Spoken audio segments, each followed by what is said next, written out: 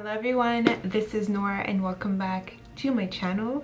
If you guys haven't already, please hit the subscribe button and the notification button to get notified every time I upload a new video. Today's tutorial is going to be another Halloween look. I am so excited about this one.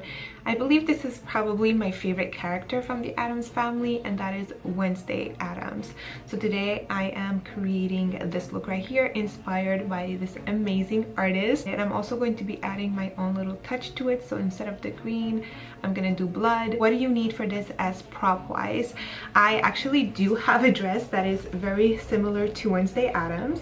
Obviously Wednesday Addams, I don't believe she has the little buttons here, but it's fine, it's quite close enough. And since I have short hair and Wednesday Addams has long hair, I'm going to put on some extensions. These are black hair extensions and these are from Tim Carley.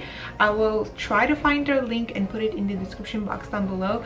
Same thing for the dress. The dress, I probably won't find the same exact one, but I'll try to find you something similar on Amazon. For makeup, today I'm going to be featuring a little bit of Toi Beauty and a little bit of Mehron and MAC.